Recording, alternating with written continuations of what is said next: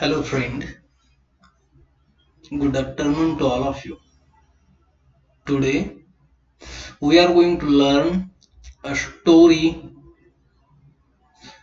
The title of that story is The Bride Comes to Yellow Sky.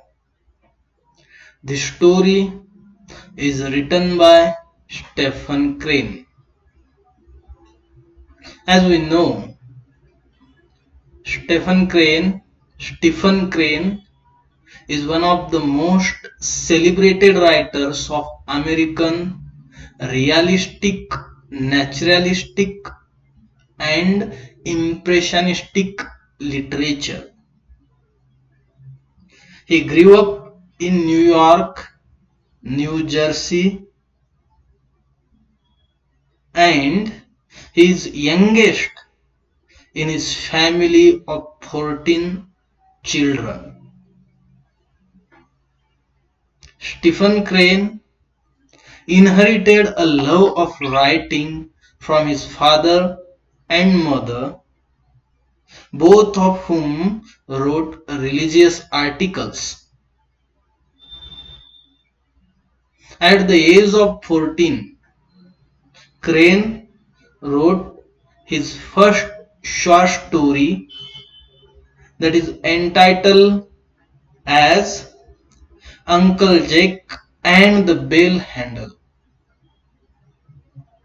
He took the education in 1880 and 1890, and after that in 1891 he left college for New York City. Here he worked for the New York Tribune and lived among the Bohemian and downtrodden residents of the city's infamous Bowery district. Maggie, a girl of the streets, published, it is also a short story, published in 1893, is a serene tale of girl's life in the slums that he published himself under a pseudonym. In 1895, Stephen Crane published his most famous novel, The Red Badge of Courage. The Red Badge of Courage, a work renowned for its realistic depiction of Civil War combat. Following the international success of Red Badge, Crane worked as a war correspondent in Greece, covering the Greco-Turkish War. He then moved to England in 1897, where he continued to write, but his subsequent novels failed to match the Red Badge of Courage's critical and commercial success. By 1900, Crane's health deteriorated, and in May of that year, he checked into a German health spa, where he died of tuberculosis at the age of 28. In this slide, we are going to study what we can say, a short story, The Bride Comes to Yellow Sky. But before to study the short story, we have to see the historical context of this story. As we know, Stephen Crane is very famous as a naturalist, impressionist, and realist writer.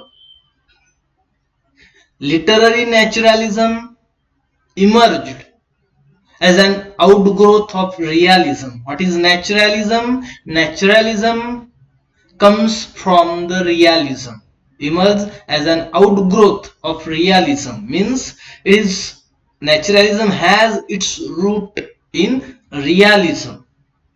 In literature, realism was a response. See, realism was a response to romanticism. We know all these are the movements in writing, or we can say in literature. So realism was a response to romanticism. Realism response to romanticism, which what romanticism, which emphasized or focused, we can say, the intense spiritual and emotional sides of human existence. What focus? Spiritual and emotional side of human existence? Romanticism. Often as experienced by the economic and social elite as a means of experiencing the sublime or greatness in all things. Realism, see, by contrast, focused on the mundane, everyday experiences of common people. Did you get the meaning? Difference between realism and romanticism. Realism present the reality of everyday life, reality of human existence, reality of social problem. We can say what realism.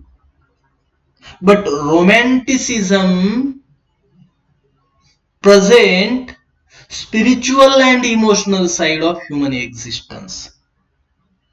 Spiritual and emotional sides of human existence, कसे, as a means of experiencing the sublime or greatness. Actually, that greatness and sublime is not there in day-to-day life, but romanticism presented it. Did you get now the difference between realism and romanticism? Now we have to see the naturalism. What we have to move? We have to move towards the naturalism. Naturalism, as we have seen, is the outcome of realism. Realism has its root in romanticism. Means romanticism first. Through the romanticism comes realism, and through the realism comes naturalism. So naturalism built on realism's emphasis, or what we can say focus. कशाचा focus? Realism's focus on the common and mundane life by adding a philosophical position exemplified in the French writer Emile Zola's phrase human beasts, which suggests that people are influenced and driven by their surroundings. Are you getting my point? There are three literary movements: romanticism, realism, and naturalism. So romanticism focuses on spiritual and emotional side of human being. Realism focuses on mundane and everyday experience of common people. Mundane life, whatever is real, is presented in realism. And naturalism focuses on the realism's features of mundane everyday life representation. Means what is naturalism? What is the basic tenet? What is the basic point, a core point in naturalism? It means that it said it used Emile Zola's phrase human beasts, means human beings are not, we cannot say constructed, but influenced, controlled by its or their surroundings. Controlled by their surroundings is known as naturalism. Influenced and driven by their surroundings. The British naturalist Charles Darwin. Who is the British naturalist? Charles Darwin, who has presented the theory on the origin of species. बळी तो कान पिळी in Marathi, on the origin of species, that focused how environment shaped the development of organism. How environment shaped the development of organism, also influenced naturalistic writers like Stephen Crane. Did you get? On the origin of species, said, told, environment shape the development of organism, means we human beings, not only the human beings but all the animals are the product of environment, is presented by Charles Darwin, and the same thing is presented in naturalism. Human beings are influenced and driven by their surroundings. Surroundings means environment. So we are controlled by our surroundings, by our environments, means we are a culturally, socially produced. We are product of social and cultural surroundings, environments. Did you get? And that we can see through the writing of Stephen Crane. Although naturalist writers often depicted the ignorance and poverty of human society in pessimistic shades, their work emphasized that the first step towards alleviating human suffering was to acknowledge and accept its existence. Are you getting? See the last point. Although naturalist writers often depicted the ignorance and poverty of human society, naturalism presented the ignorance of human being, poverty of human being, we can say the problem of human being, society, in a pessimistic sense, pessimistic, nirashawadi. Their work emphasized that the first step towards alleviating human suffering was to acknowledge and accept its existence. So what is the first step? What they focus, what their work shows? They shows that alleviating human suffering means presenting, depicting human suffering is or was to acknowledge and accept its existence.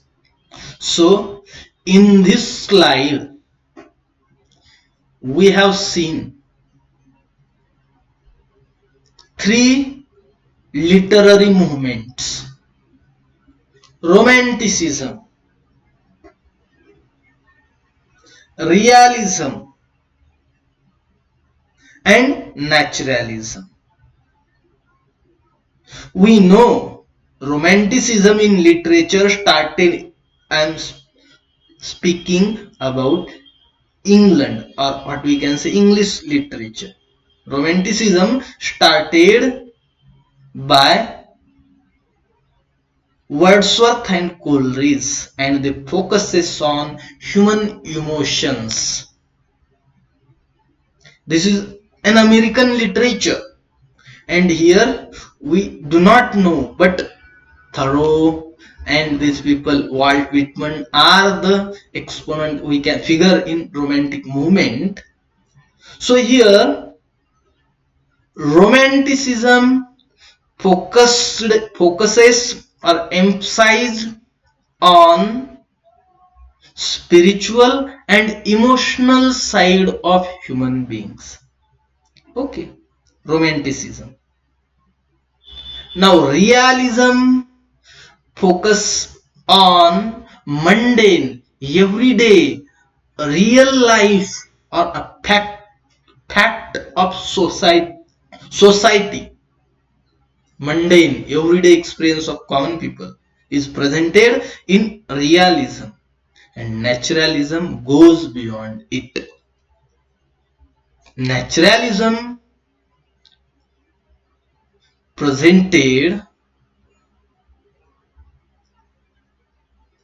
what we can say a human being as it is, but in naturalism a naturalistic philosophy focused that we human beings are the product of his surrounding.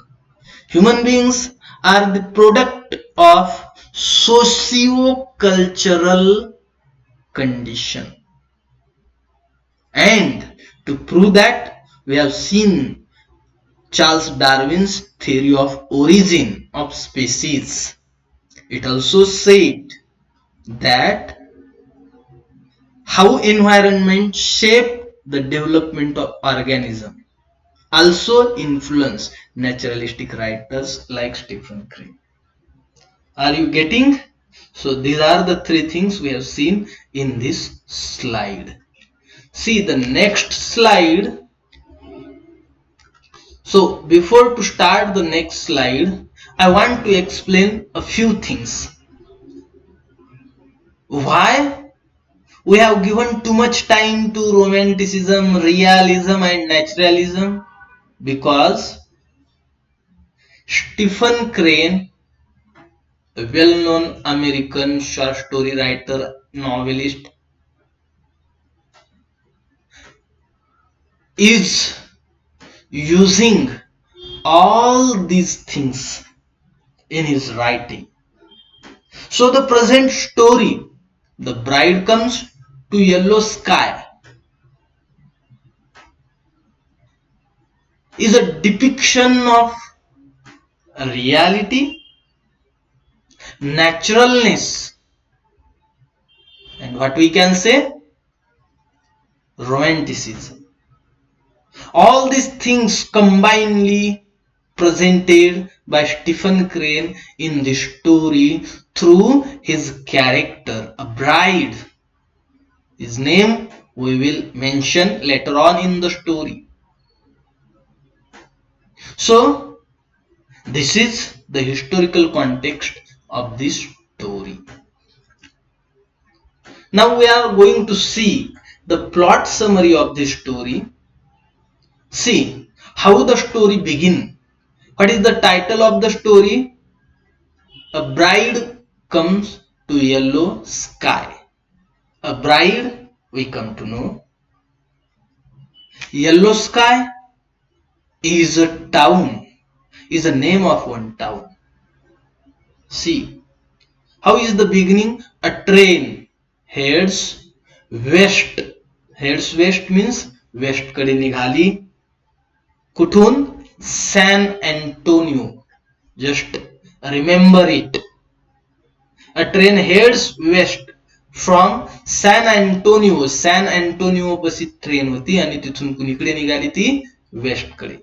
Across the Texas plains to the small frontier town of Yellow Sky. मधला Texas plains. Plains म्हणजे भूपृष्ठ भाग. कुणीकडे जात आहे? To the small frontier town of Yellow Sky. Yellow Sky. All these cities mentioned in the story are Russian, I think. Russian. Traveling in one of the trains. Who? that bride. A bride traveling in one of the trains. What is the name? Pullman passenger cars is Jack Potter. Pullman passenger cars, we can say one kind of a compartment, is Jack Potter, the main character in this story. Jack Potter, the marshal of yellow sky. Who is he? He is a marshal of yellow sky. Yellow sky is one town in the west. Along with his bride, the title character. Whose bride? Jack Potter's bride, whom he recently married in San Antonio. Now, did you get the plot of this short story? What is the plot? There is a train on the platform. The train is in San Antonio. Antonio. That train is going to reach to yellow sky. In between, there is a Texas city.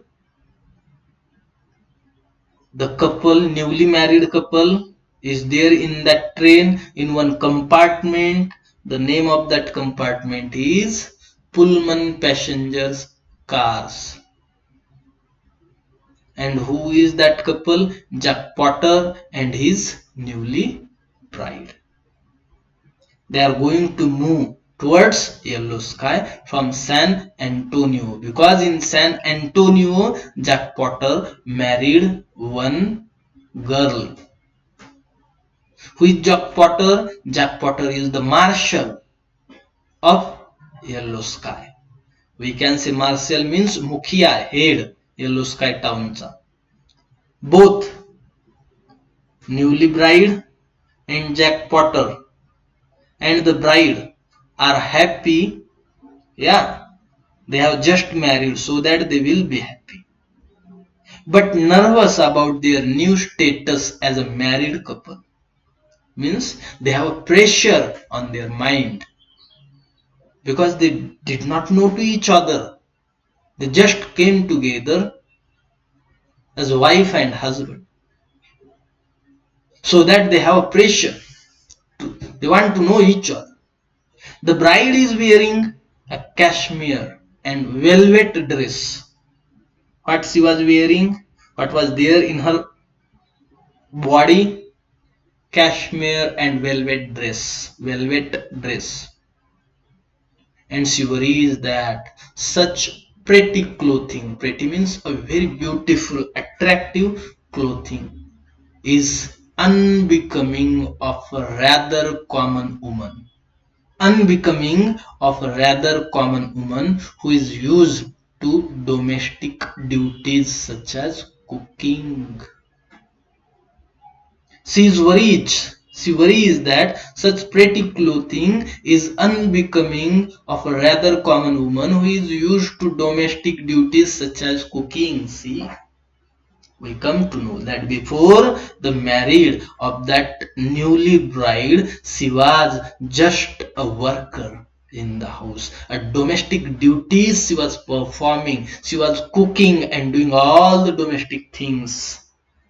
But now, as a bride, she has worn a beautiful cloth. That's why she is feeling that. Potter is also uncomfortable in his new black clothes. Jack Potter, is also not comfortable in his clothes, because he is in that ceremony clothes, which contrast sharply with his weathered hands and modest status as a small town lawman. What? That clothing and all these things Contrast means the present status of both character is contradictory to their real life. In real life, this bride is a housewife, we can say. She is a worker, domestic worker. In real life, Jack Potter is also not so much what we can say a prestigious person. His status as a small town lawman. So, despite the couple's anxieties means they are not happy, unhappy mood, worried tension on their in their mind or that comes on their face. They enjoy traveling in the luxurious Pullman passenger car. And Potter, in particular, calls attention to the car's velvet, silver, glass, and burnished wood fittings. Potter, in particular, calls attention to the car's velvet, silver, glass, and burnished wood fittings. He also marvels at the train's ability to traverse across the vast Texas expanse in such a short amount of time. See, he also marvels at the train's ability to traverse across the vast Texas expanse in such a short amount of time. Means he astonished to the speed of that train that is catching or what we can say crossing, coming across to the Texas plain area. The train so enraptures Potter and the bride that they do not know that the black porter who is attending to them is mocking their provincial behavior as they gawk at their surroundings. Means there is one worker in that train that is a porter, and he is looking at that couple and he is trying to tease them, trying to mock them because they are from a provincial town and their behavior is not like what we can say a gentleman. They are from a bohemian society. They are from a what we can say a downtrodden class society, although they wear a clothing of a gentleman and elite class society, but their behavior is showing their own real strata of the class, social strata. Even as they enjoy the train ride, Potter worries that the townspeople in Yellow Sky might take offense to his decision to get married in San Antonio without first informing them about his plans. See, he married, there might be some difficult situation. There might be difficult situation to take that decision. He did not convey that decision to anyone in his town, and that's why he is worried. He thought that his own town people will be displeased, will be unhappy to his own decision.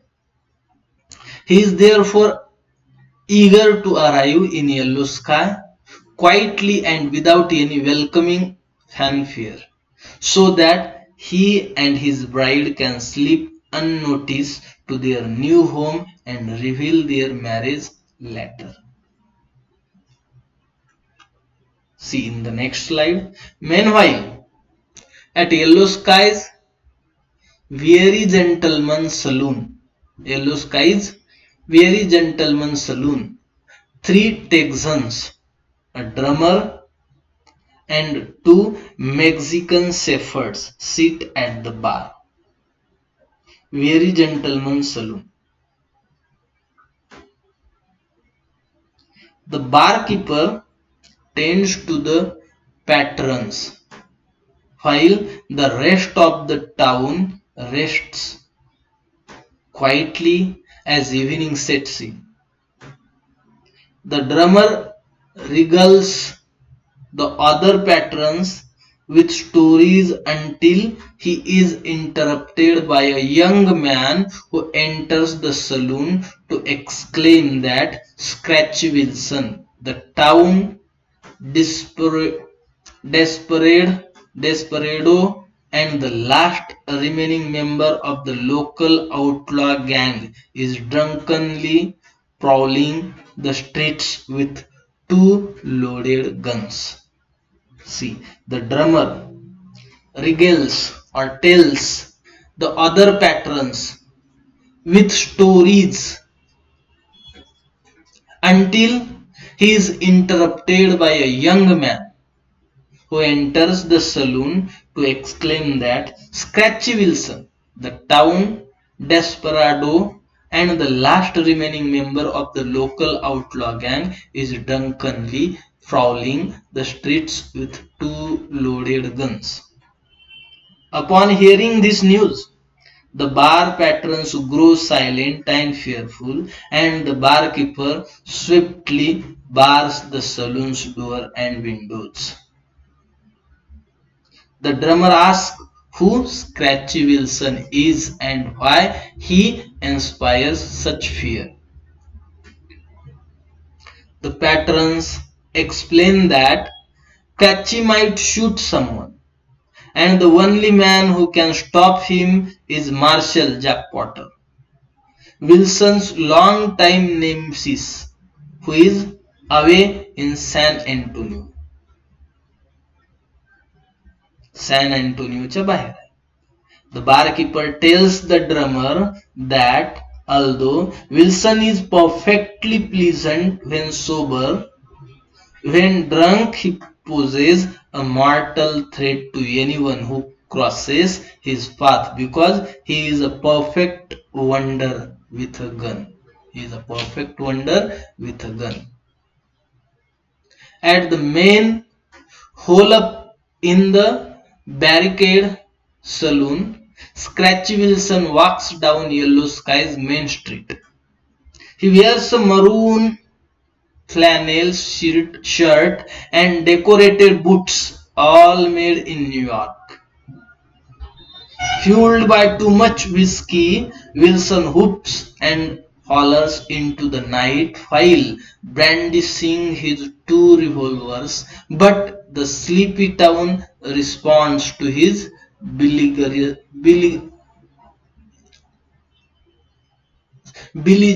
with silence.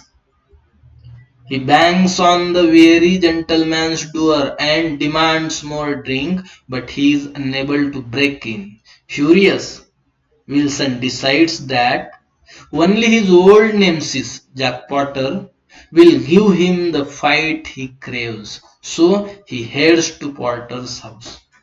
When Wilson arrives at Potter's house, he is dismayed to find that his rival is not home. As Wilson hollers drunkenly, the marshal and his new bride walk towards Potter's house. When they arrive, they are surprised to find Scratchy Wilson waving